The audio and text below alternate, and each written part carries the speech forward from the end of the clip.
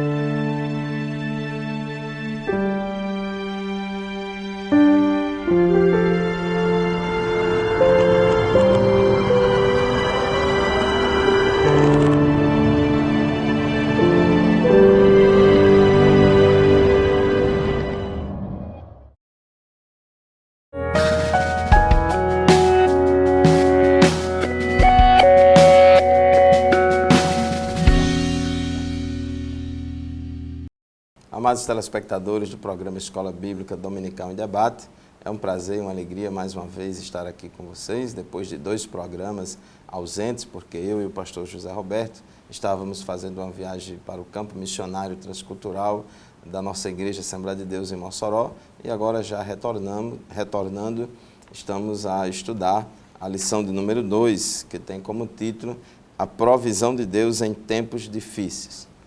Ao longo de todo este trimestre, vamos estudar a respeito da ação de Deus na nossa história, na nossa vida, e ver que o Senhor, Jeová Jiré, o Senhor proverá, Ele é o nosso socorro bem presente na hora da angústia, e a Bíblia Sagrada, a Palavra de Deus, nos traz instruções, nos traz orientações de como proceder diante de todas as crises, e ela nos ensina a origem, a causa de diversas crises e problemas que a humanidade e a sociedade atualmente enfrenta.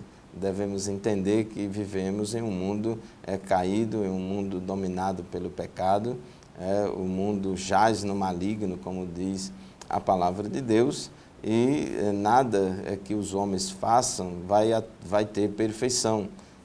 Por mais belo e por mais bonito que alguma coisa que os homens façam, sempre vai ter, num ponto ou no outro, vai revelar a imperfeição humana, vai revelar a condição da natureza carnal e pecaminosa do homem, e vivemos neste mundo, um mundo que caminha sem Deus, sem paz e sem salvação, mas aqueles que confiam no Senhor, aqueles que confiam em Deus, podem desfrutar do socorro do Senhor, da ajuda do Senhor, e nós vamos ver ao longo deste trimestre que Deus, Ele é Senhor da história, é Senhor da nossa vida, do céu e da terra, e Ele pode intervir em toda e qualquer situação para cumprir os seus propósitos. Nós não estamos sós neste mundo, Deus está conosco, como diz o Salmo, Deus de Jacó é o nosso refúgio. E nesta lição de hoje, nós vamos aprender que mesmo vivendo em um mundo decaído, podemos contar com a proteção, com a provisão e o cuidado do nosso Pai Celestial. Nós cremos no poder de Deus e nós cremos que Deus pode agir na história para poder cumprir o seu propósito e nos dar livramento, nos dar socorro. Então, na nossa lição de hoje, nós vamos reconhecer a provisão divina neste mundo de crise, compreender que o mundo atual está caótico e explicar as características do mundo atual. No tópico 1 da nossa lição de hoje, a provisão divina em um mundo caótico, a provisão de Deus no deserto. A nossa leitura bíblica em classe remonta aqui a Êxodo capítulo 16, versículo de 1 a 15, quando o povo de Deus ali no Êxodo estava no deserto e o povo murmurou contra Moisés e contra Arão e contra Deus, dizendo e reclamando, dizendo que não tinha carne, que não tinha pão, que estavam passando fome, que estavam passando necessidade e que lá no Egito, mesmo sendo um sistema de escravidão, eles lá tinham abundância de pão e de alimento. Então eles reclamaram de Moisés, de Arão, de Deus, e Deus abriu as portas, proveu pão, proveu maná do céu, proveu codornizes para alimentar aquela multidão. Então, no tópico 1.1 da nossa lição, a provisão de Deus no deserto. Ao longo de todo o Êxodo, nós vamos ver que Deus cuidou do seu povo, que Deus alimentou o seu povo, que diariamente, como diz na oração do Pai Nosso, o pão nosso de cada dia dá-nos hoje. Então Deus, Ele provinha o alimento diário para os israelitas durante aqueles 40 anos de peregrinação no deserto, não deixou faltar nada, proveu água da rocha, Ele mandou o pão, o maná que descia do céu, mandou carne, mandou cordonizes para sustentar aquele povo.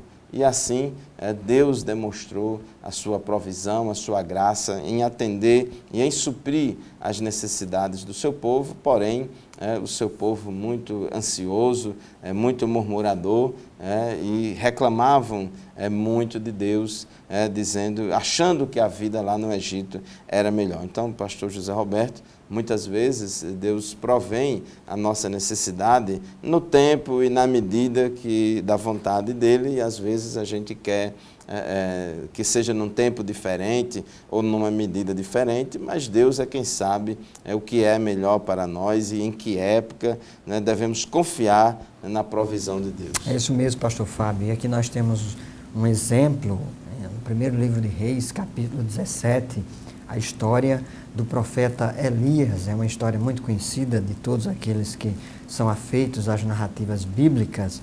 Elias foi um profeta levantado por Deus em uma época muito difícil da história de Israel. Naquela época, quem governava era o rei Acabe, era um rei extremamente centralizador, vaidoso e que queria manter-se no centro das atenções. Mas Deus levantou esse profeta Elias para mostrar que Deus era Deus acima de todos os deuses, até porque Acabe, no seu casamento com Jezabel, acabou indo após os deuses dela e acabou adorando a Baal, que era um deus bastante aceito, era o deus da fertilidade, da prosperidade das nações vizinhas, dos cananeus, e Elias afrontou o rei, trouxe uma mensagem contrária ao rei, determinou que não choveria mais em Israel por um determinado período de tempo, e o rei não ficou nada satisfeito com essa iniciativa. Inclusive, ele culpava o profeta por a chuva ter chegado e por afetar a economia de Israel, e passou a perseguir ele juntamente com a sua esposa Jezabel, o profeta. E nós vemos no primeiro livro de Reis, capítulo 17, versículos de 1 a 6, que é o ponto 1.2 da nossa lição, a provisão de Deus para Elias em Querite. O texto bíblico diz que Deus enviou o profeta Elias para aquela região de Querite, e ele ficou ali no ribeiro de Querite. E o mais interessante é ver que o servo do Senhor bebia das águas daquele ribeiro, e a cada manhã ele comia uma comida que era trazida pelos corvos que traziam ali alimento, carne, para o profeta. Isso nos revela uma lição bastante produtiva para todos nós que cremos em Deus, que nós podemos confiar na providência divina, sim. O pastor Fábio citou aqui a oração do Pai Nosso, a oração do Senhor, que está lá no Evangelho segundo Mateus, capítulo 6, e Jesus instruindo a sua igreja a respeito, e os seus discípulos a respeito da confiança nele. E está no contexto justamente em que Deus está censurando os gentios porque não têm confiança em Deus, porque querem depender das circunstâncias, vivem ansiosos, sempre preocupados com o que vão vestir, com o que vão comer. E Jesus diz, olha, vocês não precisam estar preocupados a respeito disso. Olhe para os lírios do campo, olhe para as andorinhas dos céus, saiba que Deus sabe todas as coisas que eles precisam, e Deus sabe do que é que vocês precisam. Portanto, buscai primeiro o reino de Deus, a sua justiça, e as demais coisas vos serão acrescentadas. Está lá em Mateus capítulo 6, versículo 33. Então, nós extraímos essa lição a partir de Elias, e sabemos que mesmo em tempos difíceis, em tempos de adversidades, em tempos de crise, sobretudo nos dias atuais, em que se diz que nós estamos enfrentando uma crise político-econômica no Brasil, nós estamos enfrentando um momento de recessão econômica, e por causa disso muitas pessoas estão angustiadas, estão preocupadas, estão deprimidas, estão ansiosas, e a nossa orientação é para que você mantenha a sua confiança em Deus, saiba que Deus lhe dá e tem compromisso de lhe dar aquilo que é necessário, aquilo que é suficiente para a sua vida. Então aprendemos aí, pastor Fábio, com o profeta Elias, que é um exemplo de um homem que soube desfrutar da provisão de Deus em momentos difíceis. Nós vemos aqui esse momento em que ele foi levado até o ribeiro de Querite, orientado pelo Senhor, mas também um outro momento no qual ele recebeu uma provisão de Deus lá em Serepta. É verdade, o profeta Elias, no seu tempo, ele enfrentou uma grande adversidade, que foi aquela seca, né, que foi por determinação de Deus, foi por permissão de Deus, né, porque o povo de Israel estava mergulhado na idolatria, comandada por Acabe e sua esposa Jezabel, e Deus, através da palavra do profeta, enviou ali aquela seca, mas mesmo em meio àquela adversidade, mesmo em meio àquela aridez, Deus proveu o sustento para Elias. Em 1 Reis, capítulo 17, versículo 3 a 6, a gente vê que Deus mostrando a Elias estratégias para a sobrevivência naquele momento de crise. Então Deus apareceu a Elias e mandou que Elias fosse até o ribeiro de Querite, fronteira ao Jordão, e disse que ele ficasse ali para se beber, para ter água, e disse Deus no versículo 4, que ordenei aos corvos que ali mesmo te sustente. Então nós vemos aí Deus dando estratégia a Elias, mandando Elias ir para um determinado lugar, Deus usando os corvos para poder levar alimento para Elias, né? Talvez a última fonte de alimento que Elias pudesse pensar seria os corvos. Então a gente só vê aqui que Deus ele tem um controle da natureza, ele usa a natureza, até os pássaros, para levar alimento, né, para aquele que Deus quer dar pão. E assim ele foi, e a Bíblia diz que os corvos lhe traziam pão pela manhã, pão e carne, como também pão e carne ao anoitecer, e Elias bebia da torrente. Quem sabe você, meu irmão, minha irmã, meu amigo, minha amiga, está passando por alguma situação de aridez, de escassez na sua vida. Talvez essa crise tenha mexido muito com você e você já tenha batido em várias portas e não sabe mais o que fazer. Nós orientamos vocês que orem a Deus, que peçam um direcionamento de Deus, peça para Deus abrir as portas, mostrar uma luz, uma estratégia. Nós cremos que Deus é vivo e que Ele pode intervir na sua situação, na minha situação, em qualquer situação, para nos dar a vitória. Nós vamos fazer um breve intervalo neste momento, daqui a pouco retornaremos para continuar o nosso estudo. Fique conosco.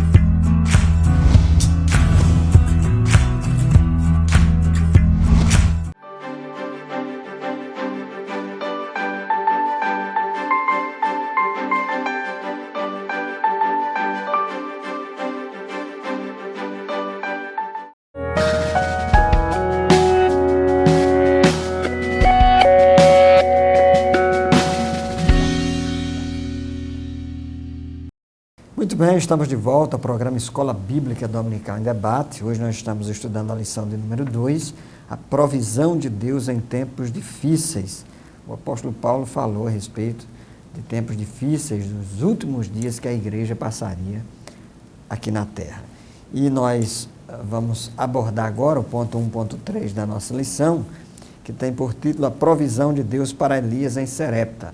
No bloco anterior nós falamos um pouco sobre a história do profeta Elias, que é um profeta bastante emblemático na história do povo de Israel. E o profeta, ele, por natureza, ele incomoda, e sobretudo incomoda as autoridades. E ele acabou incomodando a Acabe e Jezabel, o rei de Israel e a sua esposa, que ao invés de adorarem o Deus de Israel, estavam se voltando para Baal, que era um deus pagão, um deus da fertilidade. E nós já dissemos aqui que, como prova de que só Deus tinha o domínio sobre a natureza e não Baal, Deus determinou, através da boca do profeta Elias, que não iria chover em Israel. Isso causou um incômodo na economia do país e uma insatisfação do rei e da rainha, que passaram a perseguir o profeta. Ele vai para Querite, e ali é abrigado e protegido pela providência, pela provisão divina. Ele é alimentado pelos corvos que eram enviados por Deus. E depois, logo aqui no versículo 8 em diante, ainda do capítulo 17, nós vemos que Deus ordena ao profeta que vá para uma aldeia, a aldeia de Serepta, e ali ele encontra uma viúva, numa situação bastante difícil, ela passando por privação, faltando-lhe alimento. Ela tem apenas ali um pouco de óleo, um pouco de azeite, né? E um pouco de fermento ali para fazer, ou melhor, um pouco de trigo para fazer ali o seu pão. E ela diz: nós vamos comer e vamos morrer, porque ele pede alguma comida para ela. Mas, num ato de fé, aquela mulher se dobra ao pedido do profeta e resolve fazer alimento e alimentá-lo. E Deus a abençoa grandemente, dando proteção e sobrevivência tanto a ela quanto ao filho. Então, nós tiramos daqui um aprendizado de que nós precisamos, como fez essa mulher, essa viúva, imagine você, uma viúva no contexto lá da sociedade israelita daqueles tempos, estava numa situação muito vulnerável, porque ela não tinha um marido para alimentar, para proteger, dentro de uma cultura patriarcal, e mesmo assim, aquela mulher demonstrou a sua fé em Deus, ao acreditar na palavra do profeta de que Deus traria uma provisão para ela. Então, nós somos também desafiados a todo momento, nesse mundo tão pautado pelo visível, pelo tangível, pelas coisas que se veem, pelas coisas que se pegam, nós somos desafiados a exercitar a nossa fé. E o autor da Epístola aos Hebreus, ele diz que a fé é o firme fundamento das coisas que se esperam, mas das coisas que se não veem. Hebreus 11:1. E aí, crer em Deus, crer na provisão de Deus, é colocar a nossa esperança e a nossa confiança nele, como fez o profeta Elias e como fez a viúva lá de Serepta, nós acreditarmos que Deus vai nos dar aquilo que nos é suficiente, apesar da crise, apesar das dificuldades, apesar das adversidades, o nosso Deus está no comando de todas as coisas e Ele haverá de nos dar aquilo que nós precisamos. Então, pastor Fábio, essa é uma mensagem que certamente vai de encontro à segurança humana, à segurança moderna. Nós somos ensinados e somos instigados a cada dia, a cada vez mais confiar nos nossos dotes, a confiar nas nossas riquezas, a confiar nas nossas propriedades. E aqui, no contexto da história do profeta Elias, nós aprendemos que precisamos confiar em Deus, mesmo quando as coisas não nos parecerem muito favoráveis. É verdade. Deus é o nosso refúgio. O Senhor é digno de toda confiança, é um Deus que se relaciona conosco e Ele não nos abandona. Precisamos entender que Deus é soberano, Ele é todo-poderoso, Ele tem todas as coisas no controle e Ele pode, intervir na nossa história, na nossa situação, a qualquer momento. É só Ele querer. Então nós temos que confiar na provisão de Deus, temos que confiar que Deus nos acompanha, Ele sabe o que está acontecendo conosco. Conforme o pastor Zé Roberto já mencionou aqui, as palavras de Jesus no capítulo 6 de Mateus, falando sobre a provisão de Deus, o pão nosso de cada dia que Ele nos dá, que Ele alimenta as aves do céu, Ele alimenta toda a cadeia alimentar da natureza. Deus provê todas as coisas. Nessa época aqui, Elias estava sendo perseguido por Jezabel e Acabe. Então, além de ele estar sendo perseguido pelas autoridades lá do rei de Israel, ele também estava enfrentando uma época de seca. Então, você ser fugitivo, ser caçado e perseguido pelo exército do rei, ainda mais numa situação de seca. Então, só Deus mesmo para dar vitória, para ter misericórdia e dar vitória. E o interessante aqui é que Elias passou por fases e momentos diferentes. No primeiro momento, Elias foi para o ribeiro de Querite, onde Deus mandou que ele fosse, e ali os corvos traziam pão e carne para ele, e ali ele bebia a água daquele ribeiro. Então Elias estava no centro da vontade de Deus, e não faltava água, e nem faltava pão nem carne. Mas a Bíblia diz, em 1 Reis 17:6, que o ribeiro secou. Então, mesmo ele estando no centro da vontade de Deus, sendo alvo de um milagre de Deus, também apareceu uma situação da água secar, do ribeiro secar. Às vezes, o crente, quando está passando por alguma provação, e às vezes, na sua fraqueza, a gente chega a querer duvidar, será que Deus está comigo mesmo? Se Deus estivesse comigo, não ia surgir mais esta luta. Mas surgiu, o ribeiro secou ali, mesmo estando Elias no centro da vontade de Deus, mas Deus não abandonou Elias. Ali, a secura daquele ribeiro foi apenas um divisor de águas, uma oportunidade para Deus trabalhar na vida de Elias numa nova fase. E aí, no versículo 9 de 1 Reis 17, Deus manda que Elias vá para Sarepta.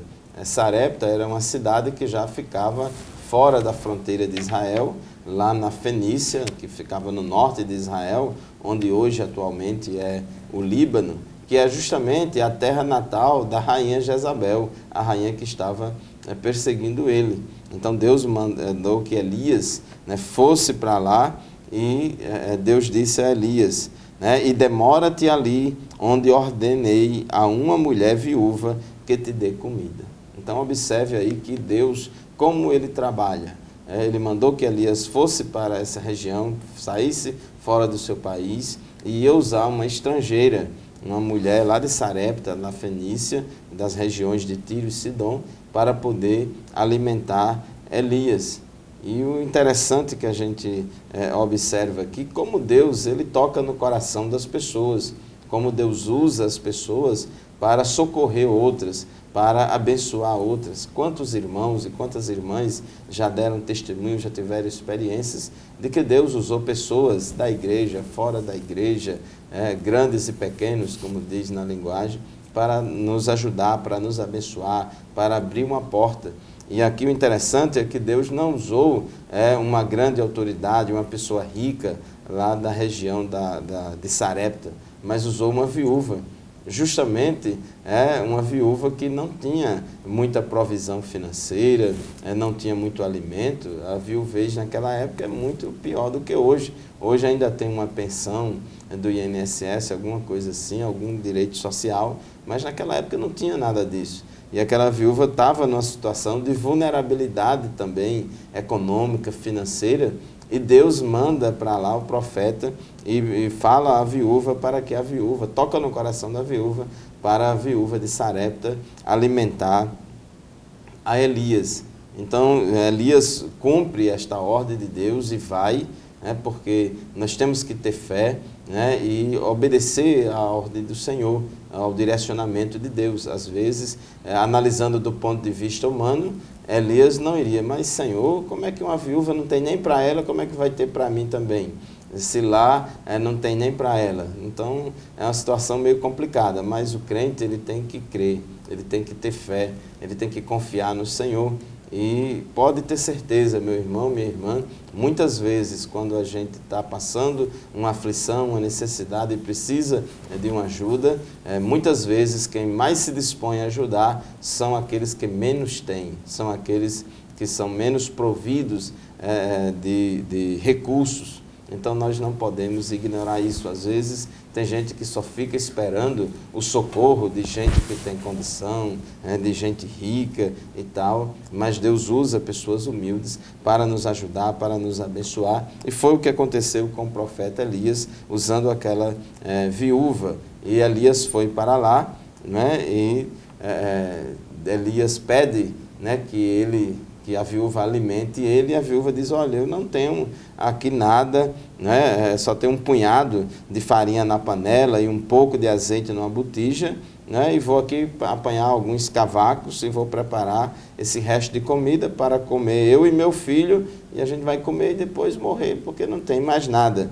Mas Elias, na autoridade de Deus, disse a ela, não temas, vai e faze o que disseste, mas primeiro faze dele para mim um bolo pequeno e traze-me aqui fora, depois fará para ti mesma e para teu filho, porque assim diz o Senhor Deus de Israel, a farinha da tua panela não se acabará e o azeite da tua botija não faltará, até o dia em que o Senhor fizer chover sobre a terra. E ali a mulher obedeceu aquela palavra de Elias, ela creu no Deus de toda a provisão, e ela preparou aquele bolo, deu primeiro a Elias, e aqui nós vemos toda uma lição de generosidade, como Deus gosta e habita e usa a generosidade para nos abençoar. Aquela mulher não foi gananciosa, porque às vezes tem pessoas que acham que quando a farinha é pouca, o meu pirão primeiro, mas Deus trabalhou com aquela mulher, primeiro ela dando o alimento ali, o bolo para o profeta, e Deus multiplicou a farinha da panela e o azeite da botija. Muito bem, meus queridos irmãos e amados telespectadores, vamos fazer mais um intervalo e já já retornaremos com o nosso programa Escola Bíblica Dominical em Debate.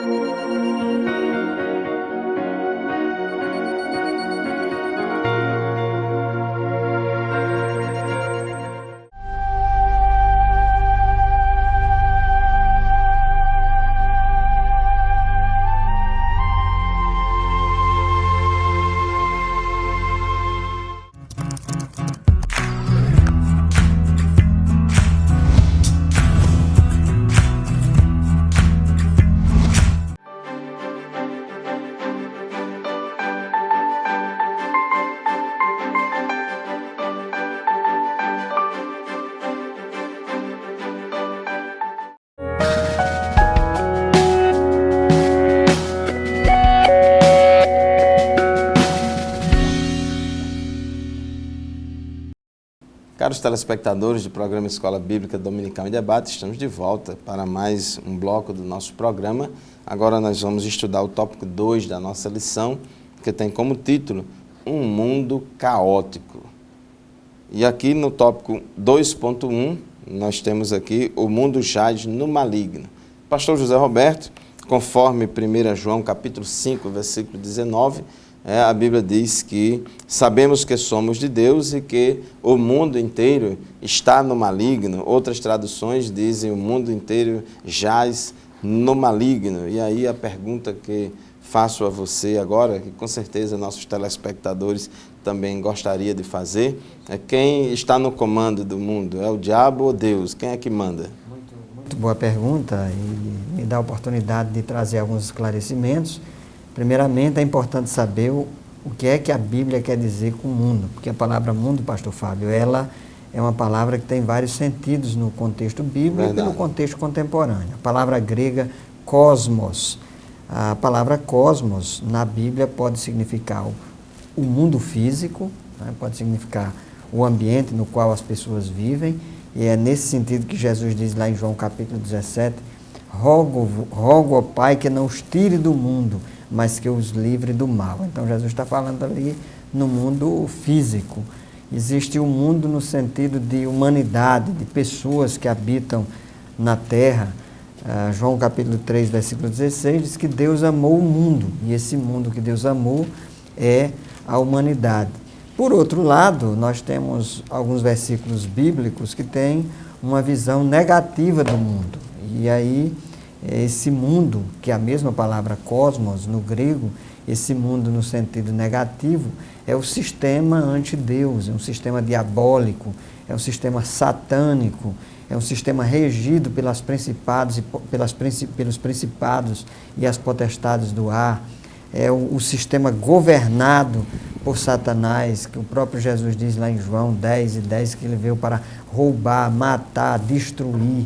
Paulo diz aos crentes lá de Corinto que o Deus deste século, o príncipe deste século, o governante deste século, ele tem cegado o entendimento das pessoas. Então, pegando essa série de passagens, inclusive a tentação de Jesus lá em Mateus capítulo 4, quando Satanás oferece os reinos do mundo a Jesus, nós chegamos à conclusão de que o mundo de fato jaz ou está morto.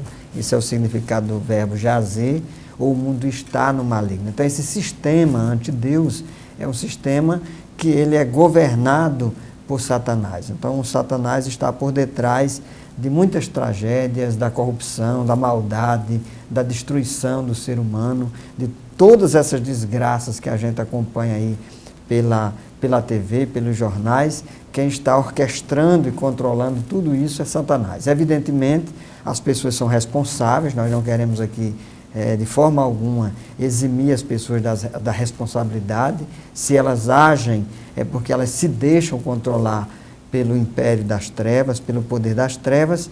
Então, é nesse sentido que a gente diz que este mundo tenebroso, inclusive essa é uma expressão utilizada por Paulo na sua epístola aos Efésios, no capítulo 6, é neste sentido que a gente diz, pastor Fábio, que o mundo está debaixo do controle de Satanás. É verdade, pastor Zé Roberto e meu querido telespectador. Deus criou os céus e a terra, colocou o homem aqui na terra, criou o homem em verdadeira justiça e santidade.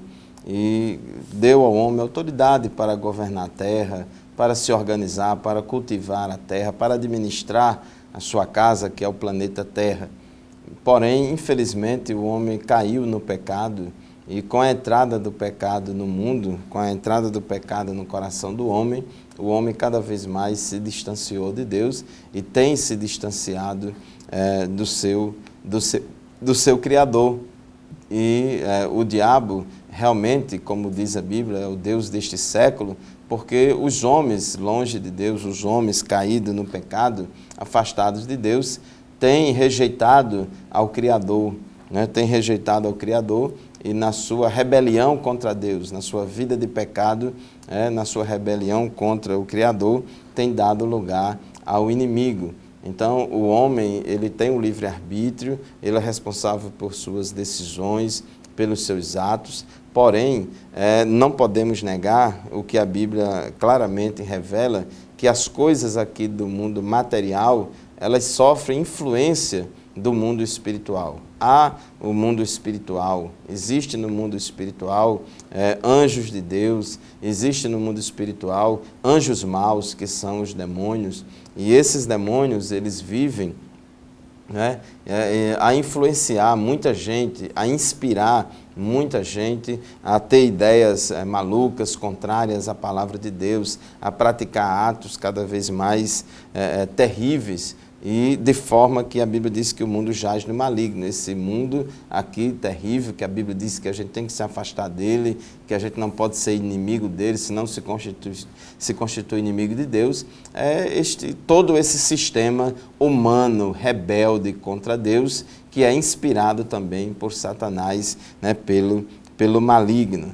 E a Bíblia diz em 1 João, capítulo 3, né, versículo 8, né, que quem vive na prática do pecado, né, quem vive na prática do pecado, né, procede do diabo, porque o diabo vive pecando desde o princípio.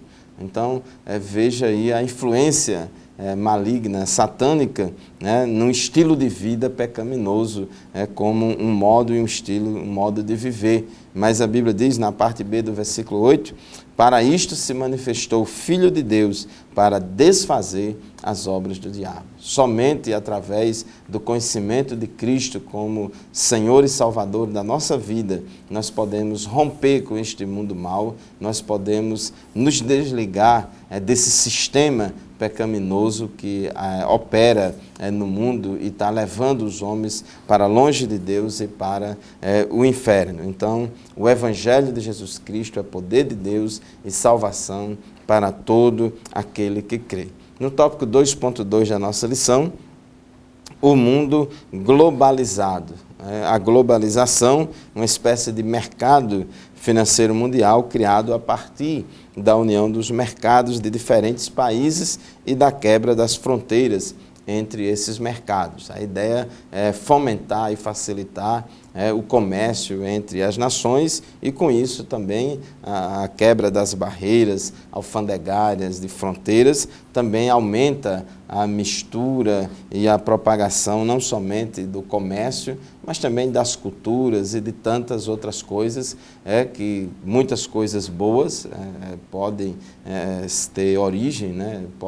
A globalização tem causado algumas coisas boas, tem tido alguns frutos bons, mas também tem tido alguns frutos maus. E essa globalização, surgiu essa ideia da consolidação do sistema capitalista, e um dos seus objetivos é a padronização de ideias e valores, e ela vai muito além dessa questão comercial, econômica, mas ela também tem toda uma questão cultural, né, que contribui muito para uma guerra cultural, para uma homogeneização, né, das culturas, e aí muitas pessoas e muitas culturas não estão preparadas para tão rapidamente ter contato com culturas tão diferentes, e tem pessoas que perdem a identidade rapidamente e não sabem mais o que são, uma hora de um jeito, outra hora de outro, e perde a identidade e não sabe mais, perde todo o referencial, e tem havido muitos problemas econômicos, sociais e espirituais com todo esse sistema de globalização. Professor José Roberto, conforme diz o nosso comentarista, vivemos em um tempo de mudanças muito rápida, porque a globalização, junto com a tecnologia da informação, a internet, a comunicação de massa, tem trazido aí mudanças tão rápidas que as pessoas são incapazes de acompanhar atentamente essas mudanças. É isso mesmo, pastor. E, inclusive, essa era científica da qual nós abordamos aqui, ela é resultante do período lá do iluminismo, uma crença de que, através da ciência, os seres humanos trariam todas as respostas para os problemas da sociedade. No entanto, o que a gente tem visto é justamente o contrário. Nós tivemos aí o avanço tecnológico tem sido utilizado, ao invés de favorecer a humanidade, tem sido utilizada contra a humanidade. Um exemplo marcante são as duas grandes guerras mundiais que nós tivemos aí no início desse século e meados desse século passado. Então, toda a tecnologia foi utilizada e, no final das contas, os aviões, as armas foram utilizadas para destruição, bombas atômicas foram utilizadas para a destruição de verdadeiras cidades. Então, esse acúmulo de ciência, a industrialização, a tecnologização do mundo tem trazido benefícios, nós não podemos negar que, por exemplo, nós estamos nos comunicando aqui com vocês através da TV, do YouTube, das redes sociais, mas, por outro lado, ela às vezes é utilizada não para o bem, mas é utilizada para o mal. E até mesmo a ciência, às vezes, ela deixa de investir em coisas que tenham a ver com as pessoas, com os seres humanos, com as necessidades das pessoas, e coloca como alvo central apenas auferir lucros. E aí é um problema que nós estamos enfrentando, tanto no aspecto da globalização, quanto da tecnologização da sociedade, é que tudo gira em torno do capital, tudo gira em torno do mercado, e às vezes as pessoas são colocadas em segundo plano. Eu gosto sempre de lembrar aquela frase bem interessante que Jesus disse, que o sábado foi criado por causa do homem, não o homem por causa do sábado. Então, de igual modo, eu digo, o mercado, a tecnologia foi criada por causa do homem e não o homem criado por causa do mercado e da tecnologia. Então, é importante que as coisas sejam colocadas nos seus devidos lugares para que não haja deturpação e para que a humanidade não fique cada vez mais à mercê dessas forças e desses interesses e prejudicando o convívio que é tão importante e necessário para todos nós. Muito bem, nós estamos encerrando mais um bloco do nosso programa. Falamos sobre o mundo caótico, convidamos você a permanecer conosco.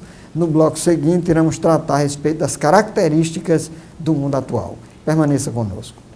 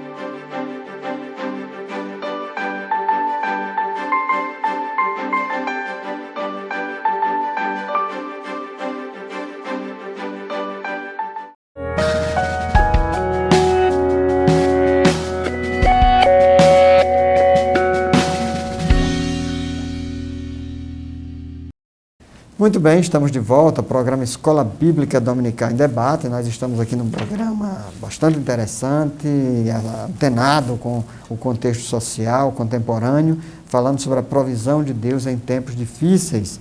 E nesse terceiro e último bloco nós vamos falar sobre as características do mundo atual, dando sequência a alguns pontos que nós já abordamos no bloco anterior. Dissemos que o mundo jaz no maligno, que nós estamos vivendo num mundo globalizado e no mundo tecnologizado, cientificizado. Então isso traz benefícios e malefícios para a sociedade.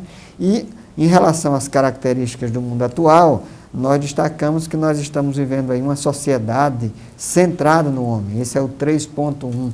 E você pode se perguntar, mas qual o problema de nós termos uma sociedade centrada no homem? Algumas pessoas acham isso até interessante, porque julgam que na Idade Média Deus estava no ponto central. E algumas pessoas avaliam que aquele foi um período de trevas. E, de fato, nós temos que reconhecer que aconteceu muita coisa negativa naquele contexto, não porque Deus estivesse no centro. Eu aproveito aqui para fazer esse esclarecimento, mas porque a instituição religiosa e porque a igreja institucionalizada se achava dona da verdade e estabelecia juízo de valor, inclusive em relação a aspectos científicos, e queria avaliar alguns pontos da ciência a partir do crivo dos dogmas eclesiásticos e não propriamente da Bíblia. E aí, em resposta àquele teocentrismo, que eu coloco aqui entre aspas, a resposta veio com o iluminismo, colocando o homem no centro de todas as coisas, remetendo a um filósofo pré-socrático, o Protágoras, que dizia que o homem é a medida de todas as coisas. E aí agora a questão é, onde deve ser colocado o homem? O problema hoje é que parece que nós estamos supervalorizando o homem, estamos esquecendo de Deus. E cada vez, pastor Fábio, que a gente supervaloriza o homem, esquece de Deus, a gente acaba tendo consequências muito maléficas para a sociedade. Com certeza, temos que entender, a visão bíblica é que Deus é criador, o homem é criatura, o homem ocupa uma posição especial na criação de Deus, de tudo que Deus criou aqui na terra.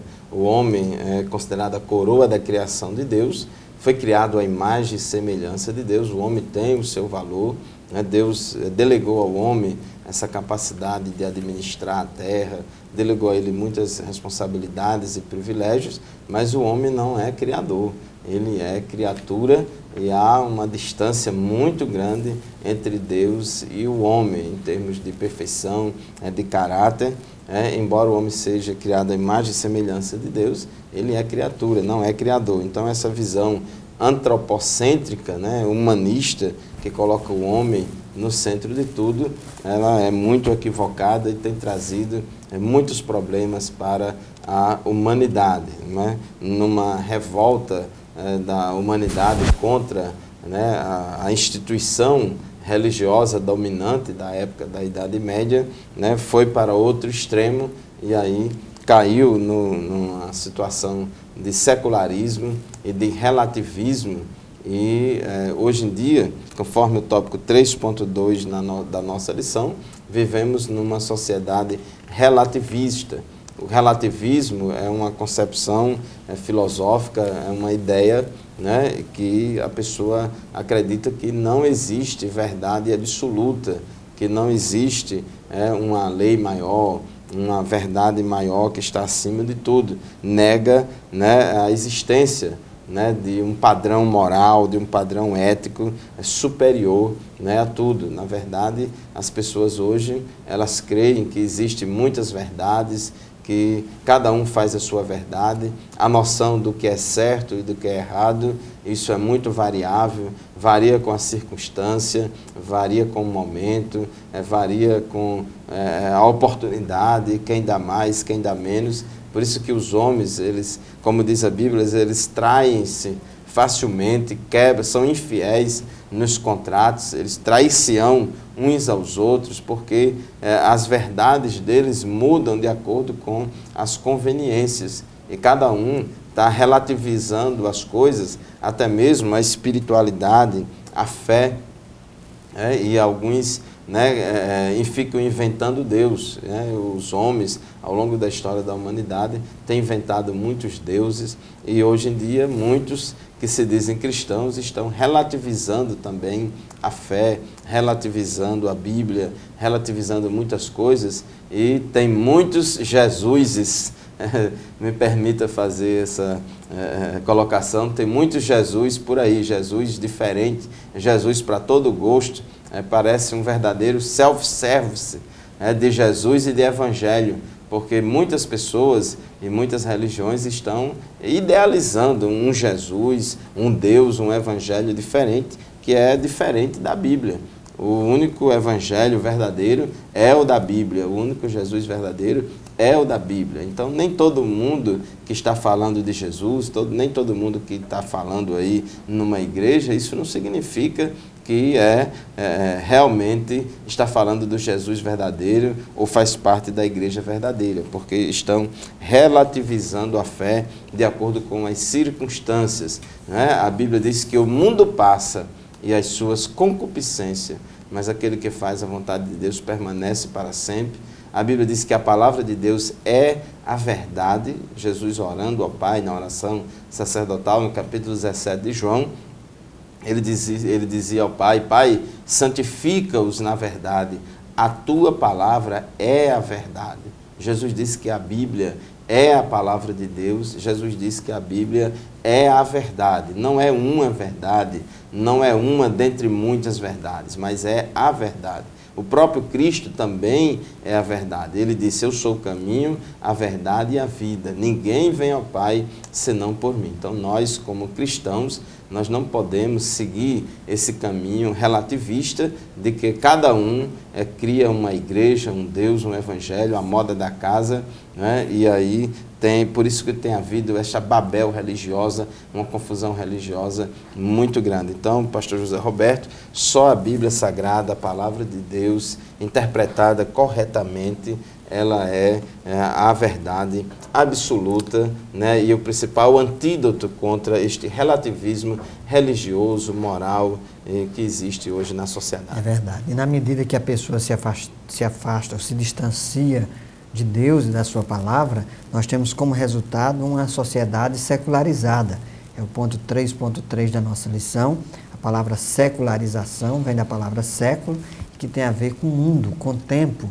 Então, desde o período posterior à Idade Média, passando pelo período iluminista, o que nós testemunhamos é um distanciamento gradual da sociedade de Deus. Para vocês terem ideia, grandes universidades hoje que estão espalhadas pelo mundo inteiro foram criadas por cristãos com o objetivo, princípio fundamental de estudar a Bíblia. A teologia era uma das principais cadeiras e cursos dessas universidades, e hoje, na maioria das grandes universidades do mundo, os cursos de teologia são cursos periféricos, porque os cursos na área de humanas são os cursos que acabaram ocupando espaço exponencial, os cursos técnicos também. Então, nós vivemos hoje numa sociedade dominada pelo secularismo.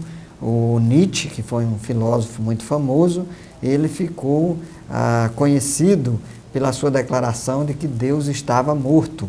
E naquela declaração de Nietzsche nós refutamos, porque reconhecemos pela Bíblia que o Deus do Evangelho é um Deus vivo, é um Deus que foi morto, mas ressuscitou, o próprio Jesus, e Deus não pode ser comparado aos seres humanos.